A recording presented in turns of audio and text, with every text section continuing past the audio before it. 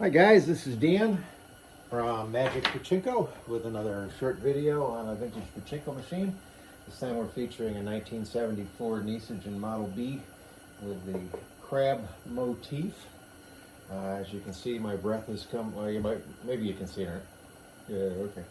I got the heaters on. It's probably, it's almost 50 in here. It's 40 something. It's cold outside. Not my favorite time of year to be out here playing with pachinkos, but you got to keep going, you know. Okay, so this was not a full restoration. This customer had sent me a machine, and I believe he's got another one to send me. So that's nice. I'm getting the repeat business. But this particular one, he did not want a full restoration done. So the dark around this was a stain put on by a customer. I'm not sure if it was my customer, but it was put on by a customer. Anything that I say about a machine that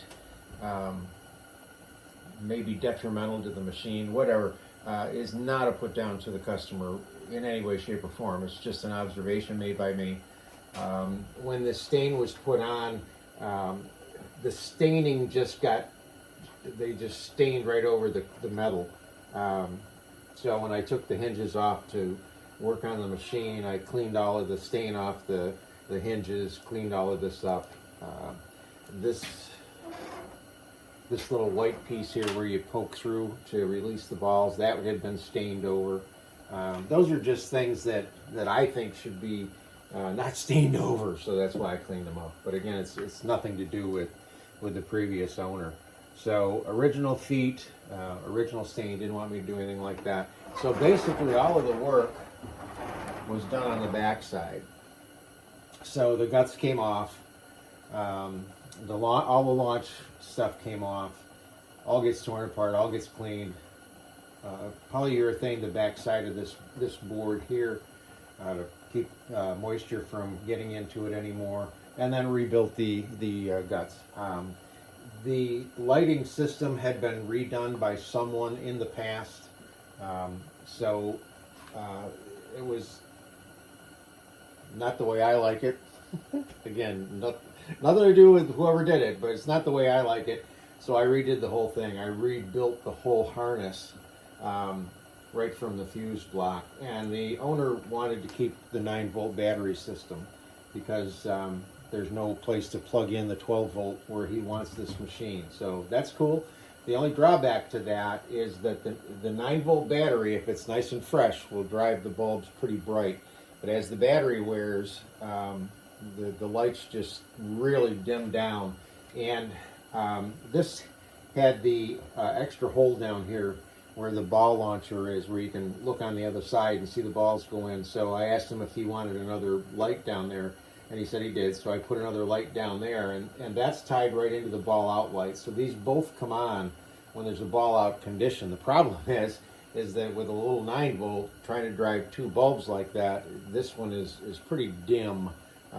Where if you had the 12-volt system and the 12-volt bulbs, they light up really nice. But again, he needed the battery, so that's fine. So when you get ready to load this machine up for play, you can leave the battery plugged in because it's not going to be drawing anything unless you were to leave it in a ball out condition. Then the ball out light would be on, it would stay on. But assuming you have it full of pachinko balls and you're just waiting until the next time you come around, you can leave the battery plugged in. So I'm just going to hook it up because it was in a ball out condition and I didn't want to run it down.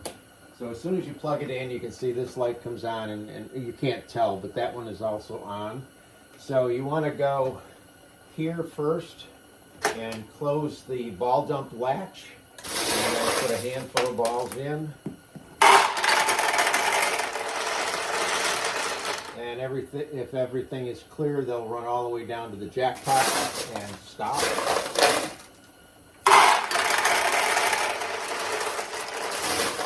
And eventually they will start to back up.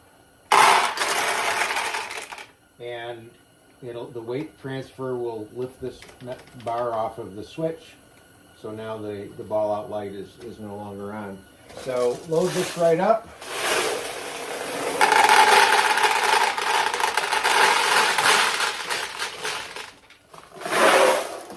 You want plenty of balls up in here.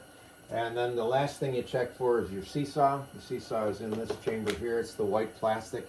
You want to make sure it's up at this end and not down. And if it is down, there's a little push rod right there. You just push up and it will set the seesaw where you want it to be.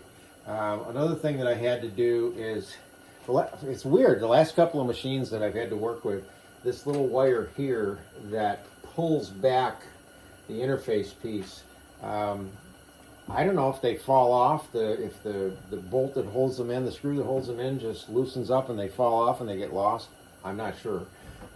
This one had been fixed and I just opted to go in there and fix it again. Because when I test these things, I need to make sure that they're good to my standards. And it just didn't look as reliable as I wanted it, so I took the time to put a new one in. Again, no offense to previous owners. So now we're ready to go. Ball out lights are out. We're going to put a handful of balls in. And the jackpot lights are over here. These are translucent plastic. These are opaque, but these two are translucent. So there's a couple of lights back in there and right there. We got a win and the lights come on. So we'll see if we can get a few more wins here.